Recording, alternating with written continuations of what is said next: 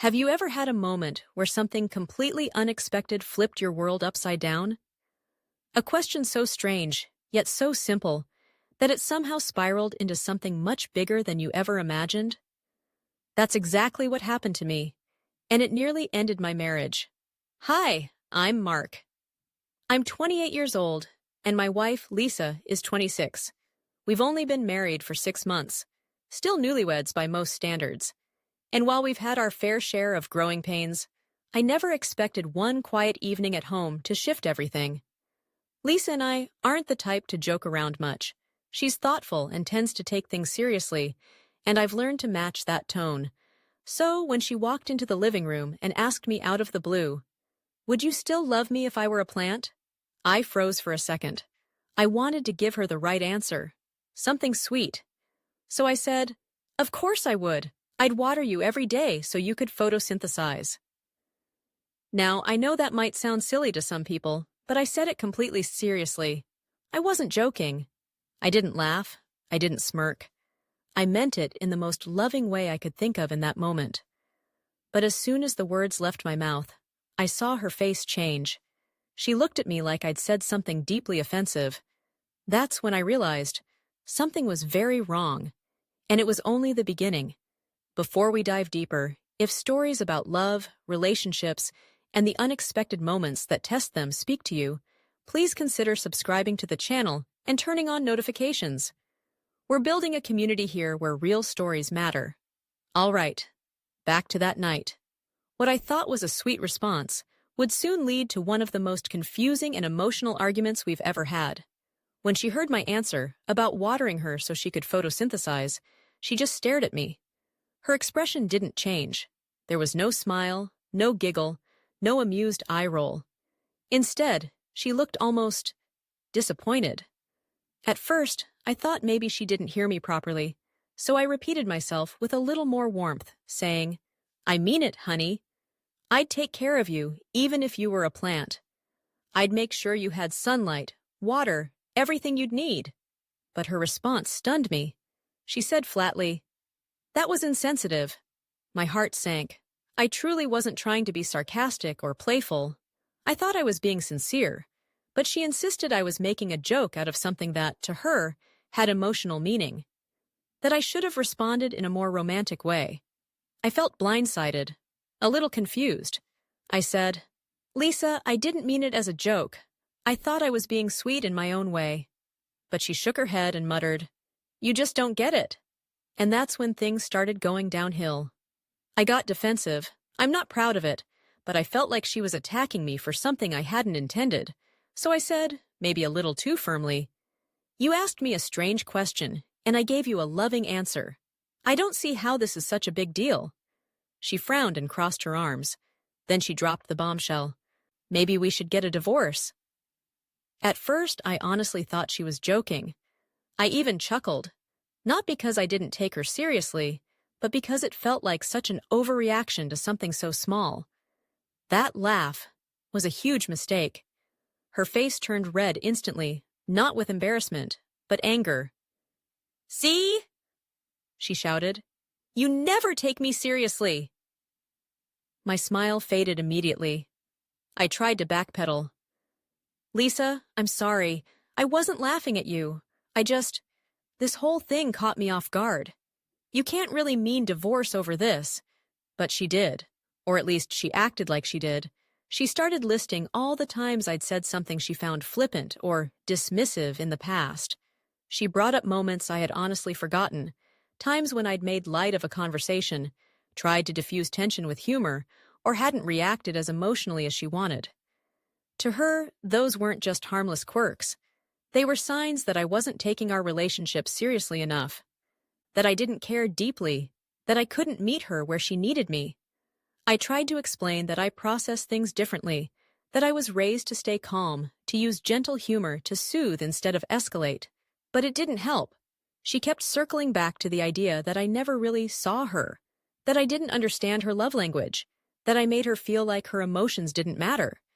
And for a moment, I honestly didn't know what to say. I felt like no matter how carefully I chose my words, they'd be the wrong ones.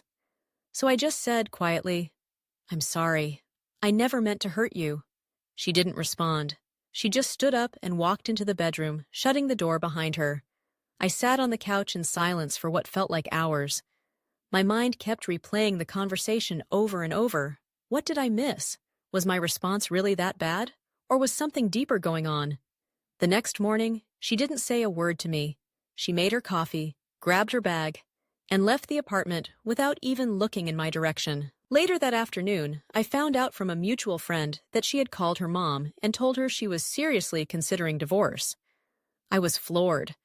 Lisa isn't someone who says things she doesn't mean, at least, not usually, so hearing that she'd involved her mother, it shook me. I still hadn't heard anything directly from her mom, but the fact that the conversation had even taken place made it feel all the more real. I spent that whole day pacing around the apartment, wondering if this was the beginning of the end. We'd only been married 6 months. Weren't we supposed to still be in the honeymoon phase? But here I was, feeling like I was about to lose everything over a misunderstanding. That night I tried talking to her again. I sat down on the edge of the bed and told her, "Lisa, I know I messed up, but please talk to me. Help me understand how you're feeling." She stayed silent for a long time. Then finally, she whispered, "I just wanted you to say you'd love me no matter what. That you'd always be there, even if I changed, even if I became something completely different." I nodded slowly, the pieces starting to fall into place. This wasn't about being a plant. It was about emotional safety, about her needing to feel that my love for her was unconditional, no matter what. I told her, "That's what I meant. I know I said it weird, but I promise. I'd love you through anything. I'd never leave you. I didn't mean to make you feel small or mocked. I thought I was showing love, just in my own way." She looked at me, her eyes filled with something between sadness and hope. She said, "Then you need to learn how to speak my language, because I don't feel it when you try to make light of things." That moment hit me hard. I realized that love isn't just about meaning well. It's about communicating that love in the way your partner needs to receive it. I told her I was willing to work on that I would listen more and speak more carefully, that I didn't want to lose her. And though she didn't say much after that, she nodded, and for the first time in days, she let me hold her hand. It wasn't a solution, but it was a start. A crack of light in a wall that had felt solid just the night before. The next few days were quiet. Too quiet. Lisa wasn't giving me the cold shoulder exactly, but there was a distance, something invisible but heavy, settled between us. We shared the same space, the same meals, the same bed, but everything felt different. We were moving around each other like two strangers who had once known how to love but had forgotten the language. I kept replaying our conversation in my head. Her words echoed constantly. "You need to learn how to speak my language." That hit me hard because it was true. I had been loving her the only way I knew how, by staying calm, by trying to lighten the mood, by keeping things from becoming too heavy. But she needed more than that. She needed direct, emotional validation. She needed assurance, presence, warmth in words. Not jokes, not logic, not silence. So I started reading, literally. I downloaded articles on emotional intelligence, love languages, marriage communication, anything I thought could help. I even found a podcast where a therapist broke down how couples often speak past each other, thinking they're communicating love, when really they're missing each other entirely. And in every single example, I saw myself. I saw Lisa. I realized I had to change, not who I was at the core, but how I showed up for her. I couldn't keep hoping that she'd understand my way of showing love. I had to make the effort to speak hers. That weekend, I asked her if she wanted to take a walk. Just something simple. It had been our ritual during the early days of dating, just walking with coffee, talking about life. She hesitated at first, but eventually agreed. As we strolled through our neighborhood park, I didn't try to fill the silence. I just waited. And after a while, she spoke. She said she felt like she was carrying the emotional weight of the marriage alone, that whenever she tried to open up, I either brushed it off or made it feel small. that she didn't feel emotionally safe, and she was tired of trying to translate everything for me. It stung to hear that. But I didn't defend myself. I didn't try to explain. I just listened. And when she finished, I looked her in the eyes and said, "You're right. I haven't been what you needed, but I want to learn. I want to do better, not just for you, but for us." And for the first time in days, she softened. That night, she asked if we could talk more, really talk. We sat down on the couch, no distractions, and she told me more about how she grew up, how her parents weren't affectionate, how she promised herself that when she got married, she'd find someone who would make her feel seen. She said that when I stay neutral or lighthearted during emotional moments, it makes her feel invisible, like her feelings aren't being acknowledged. I told her that I hadn't meant to be dismissive, that I had been raised to suppress emotions, to avoid drama, to stay rational, but I could see now how that made her feel unsupported. We kept talking for hours. We cried. We laughed. We remembered why we fell in love. And slowly, that heavy distance started to dissolve. Over the next week, I made small but intentional changes. I started checking in with her emotionally every day, not just, "How was your day?" but "How are you feeling today?" I left little notes of appreciation around the house. I complimented her more. When she got quiet, I didn't pull away. I leaned in. I sat with her, held her hand, told her I was here. And she responded. She started smiling more, reaching for me, sitting close again on the couch. It wasn't a full recovery, but it was healing. Real healing. Slow and intentional. Then, one evening, I did something unexpected. I brought home a small potted plant. Nothing fancy, just a little succulent in a white ceramic pot. I handed it to her with a sheepish smile and said, "For the record, I'd still love you if you were this." She laughed, truly laughed, for the first time in weeks, and then she hugged me tightly and said, "That's the version of you I want more of." That moment reminded me that sometimes it's not about grand gestures or perfect words. It's about showing up consistently, honestly, and vulnerably. Lisa didn't want a perfect husband. She just wanted a present one. Of course, we're still figuring things out. We've started seeing a couples counselor, and we're working on communicating better. But the near divorce shook us. It forced us to confront things we might have ignored otherwise. It pushed us to grow, together and individually. Looking back, I'm almost grateful for that odd little question. Would you still love me if I were a plant? Because it cracked open something deeper. It exposed the emotional gap between us and gave us a chance to bridge it. I know now that love isn't just a feeling. It's a skill. And like any skill, it takes practice, humility, and the willingness to get it wrong and try again. Lisa is worth that effort. Our marriage is worth that effort. So if you're listening to this and thinking, how could something so small lead to something so big? I'd tell you this. In relationships, the small things are the big things. The tone, the timing, the tenderness, they all matter. And if you're lucky enough to realize that before it's too late, hold on to that moment. Use it. Grow from it. Because sometimes the scariest fights are the ones that teach us how to truly love. Things were getting better, slowly, but surely. After our long talk and the small changes I had made, Lisa and I were reconnecting.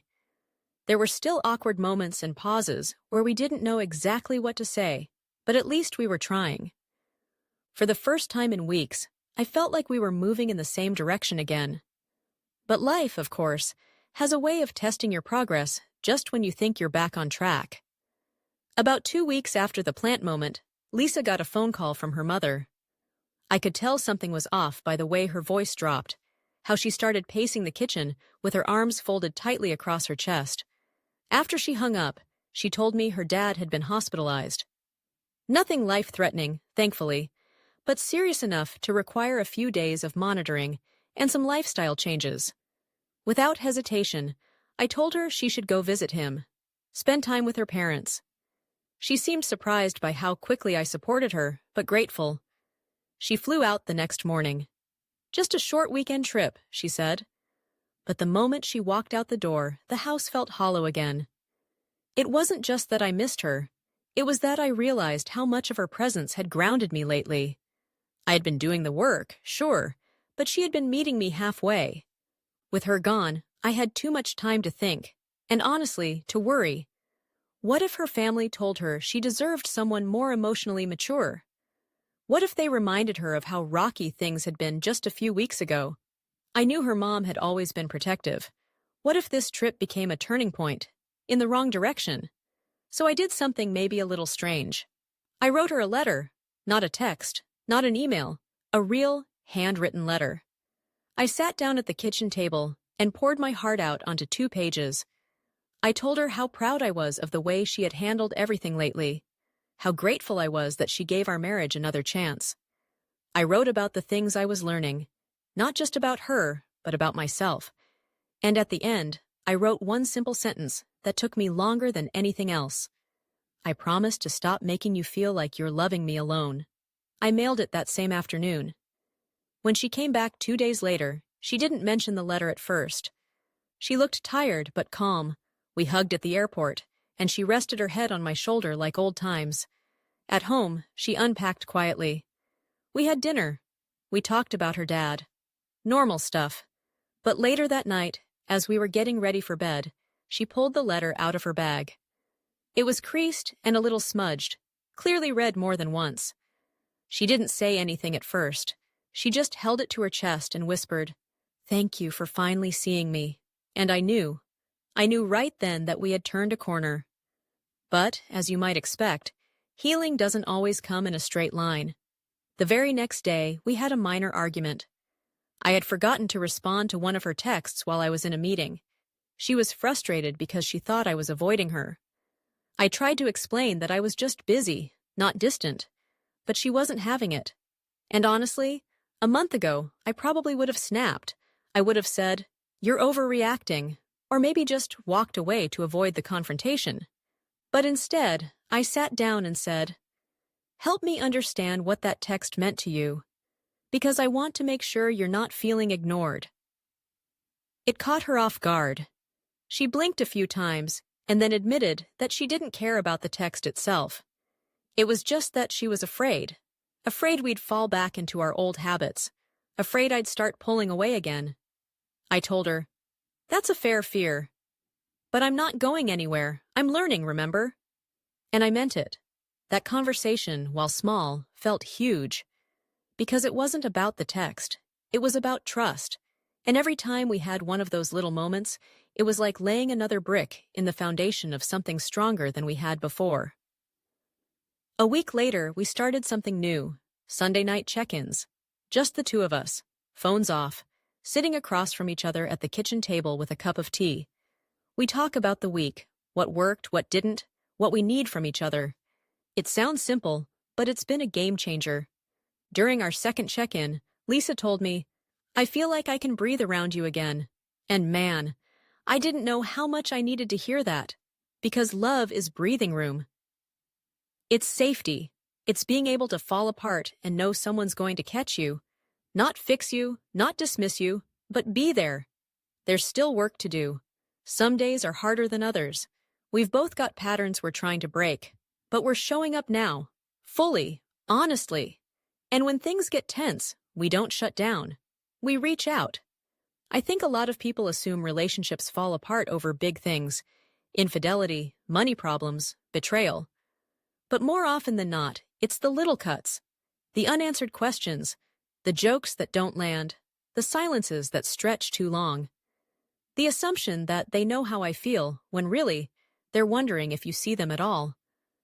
Lisa's question, "Would you still love me if I were a plant?" Mist, wasn't about plants. It was about reassurance, security, connection. And I nearly missed it, but I didn't. Not in the end. And maybe that's what matters most. Just when things started to feel steady again, life, true to its nature, threw us a curveball I never saw coming. It started innocently enough. At work, our team had just kicked off a new project that required collaboration across departments. That meant I'd be working closely with a woman named Rachel, someone I'd interacted with only in passing before. She was smart, confident, and had that kind of natural charm that made people lean in when she spoke. But to me, she was just a colleague. At least, that's what I thought at the beginning.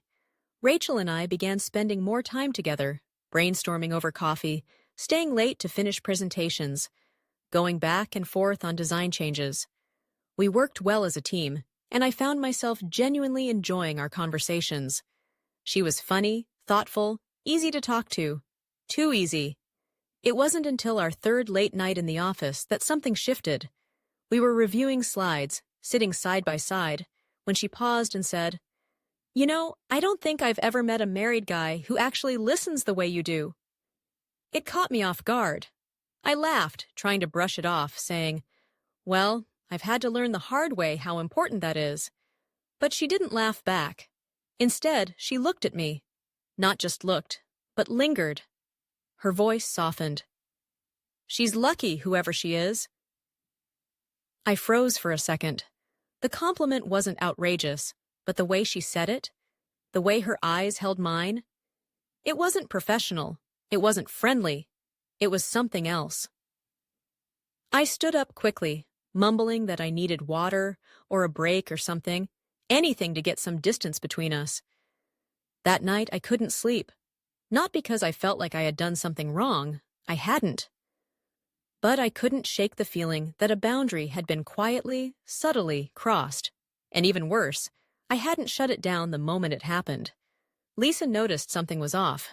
The next morning over breakfast, she asked me, "Is everything okay at work?" I hesitated.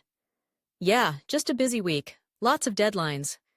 She gave me a slow nod. Didn't push. But her eyes lingered a little longer than usual. Over the next few days, I tried to create space between Rachel and me. I scheduled fewer joint meetings. I avoided staying late. I kept our conversations strictly business. But Rachel noticed. One afternoon, she cornered me in the break room. "You've been distant lately. Did I say something wrong?" I could have lied. I could have brushed it off. But something in me, maybe the man who had nearly lost his marriage over not taking things seriously, said enough was enough. I looked her in the eye and said, "Rachel, I think you're great to work with. But I'm married. And I love my wife. If anything I did or said gave you the wrong idea, that's on me, and I apologize. But I need to make it clear, this isn't going anywhere outside of work." She blinked, stunned. Then she gave a short laugh. "Wow. Okay. Message received." It was awkward after that. She kept things cold, clipped, professional, but distant. The easy camaraderie was gone.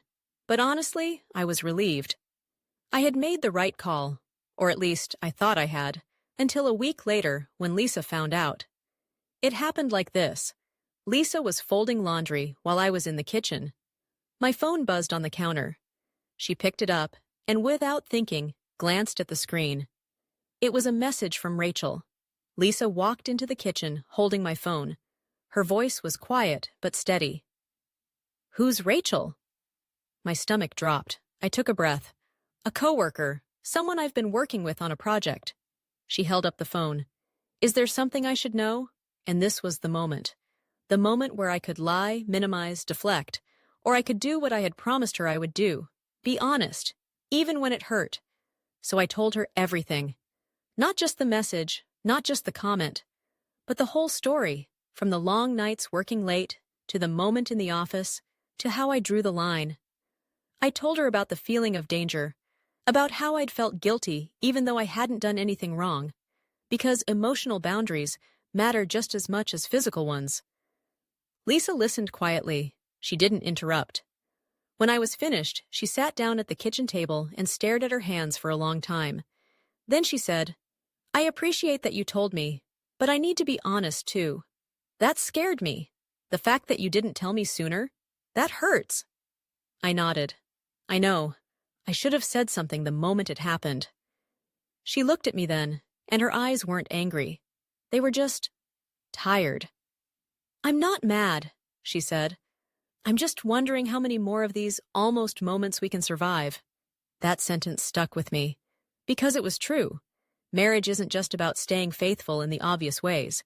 It's about protecting your relationship from the small cracks, the subtle threats. And I hadn't done that soon enough.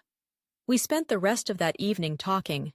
No shouting, no accusations, just raw honesty. Lisa admitted she was scared, especially after everything we'd been through. I promised her that I was too, but that fear wasn't going to stop me from choosing us every day.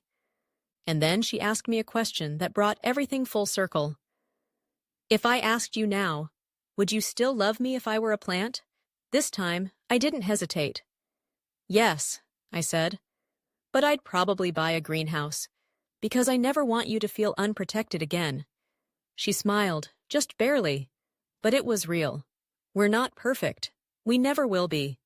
But we're learning what it means to really show up for each other, even when it's uncomfortable, even when it's scary. Especially when it's scary. I thought that after our honest conversation, after we both laid everything bare, things would start getting better. And for a while, they did. Lisa and I made a commitment to rebuild, brick by brick. We began going on walks together again. We started doing tech-free dinners, where we'd actually talk without screens between us. We even began couples counseling, something I never thought I'd do. But strangely enough, I found comfort in the awkward honesty of it. We were on the road to healing. But just because a wound is healing doesn't mean it's not still sore to the touch. A month later, something unexpected happened. It was a Saturday morning. Lisa had gone out to get groceries, and I was sorting through some bills and work emails when I got a knock on the door. It was Rachel. She looked completely different, disheveled, tired, and clearly anxious. I didn't even have time to say anything before she blurted out, "I lost my job." I blinked. "Wait, what?" She stepped inside without waiting for an invitation.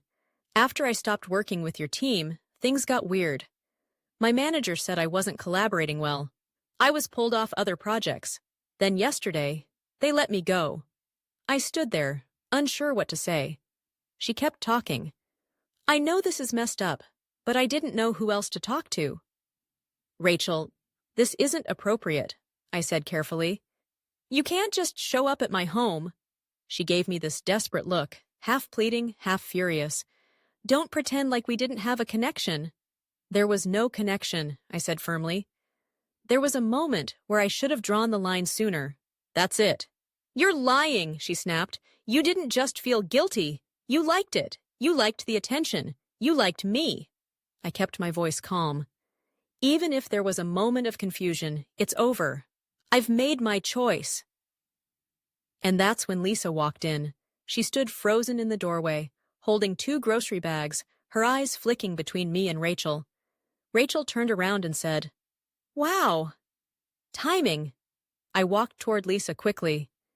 "This is not what it looks like. She showed up out of nowhere. She just lost her job. She's upset." But Lisa didn't say anything. She just placed the bags on the counter and said, "Rachel, I think it's time you left." Rachel looked at her, then at me. "Unbelievable. You really think this is going to work? He's not who you think he is." Lisa didn't flinch. "That may be, but he's still my husband. Please leave." Rachel stormed out. I turned to Lisa, my heart pounding. "I swear to you, I didn't know she was coming. I told her to leave. I told her I'm with you. Please believe me." She was silent for a long time. Then she looked at me and said, "I believe you." And yet, her voice was colder than I'd hoped. That night, we didn't speak much. The next morning, she said she needed space. "I'm not mad at you," she explained. "But this reopened everything. All the doubt, the fear. It's like it never left." I understood. I didn't fight it. I gave her space. But the silence that followed was heavier than any argument we'd ever had. A few days passed, then a week. We still shared the same roof, the same bed, but emotionally we were miles apart. Then came the email. From Rachel. She wrote that she was sorry, that she was embarrassed, that she let her emotions cloud her judgment. But what caught my eye was the last sentence. "I never meant to ruin your marriage. I just wanted to be seen." I stared at those words for a long time. Wanted to be seen. And it hit me. Lisa had been saying the same thing, in her own way, all along. She wanted to be heard, respected, protected, seen, and I had failed her at every turn, not because I cheated, but because I didn't see her when she needed me most. I walked into our bedroom and found her sitting on the bed, reading. I knelt in front of her, something I hadn't done since the day I proposed. "I need to say something," I told her. "Not because I want to fix this quickly, but because I don't want to hide behind silence anymore." She put her book down. "I've let you down in ways I didn't even understand until now. I thought being loyal meant not cheating, but loyalty is deeper than that.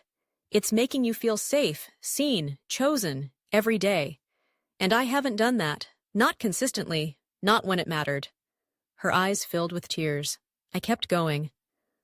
"I can't promise I'll be perfect, but I can promise I'll never stop trying to earn your trust again. Not because I have to, but because you deserve that effort." She didn't say anything at first. Then she reached out, gently touching my face. "You're right," she whispered. "I did need to feel seen." We held each other in silence. For the first time in weeks, it wasn't just about fixing the past. It was about facing the future. Together. Sometimes the biggest cracks in a relationship don't come from betrayal or lies, but from not listening closely enough. From not seeing the one who's right in front of you, quietly asking to be noticed, to be chosen, again and again. If there's one thing I've learned through all of this, it's that love isn't something you say once and forget. It's something you prove, every single day. Thank you for listening to my story. If you found a piece of yourself in it, or maybe just a reminder of something worth holding on to, don't forget to like, subscribe, and share your thoughts in the comments below. I'd love to hear your perspective. And remember, sometimes the smallest moments can hold the deepest truths. Until next time, take care of each other.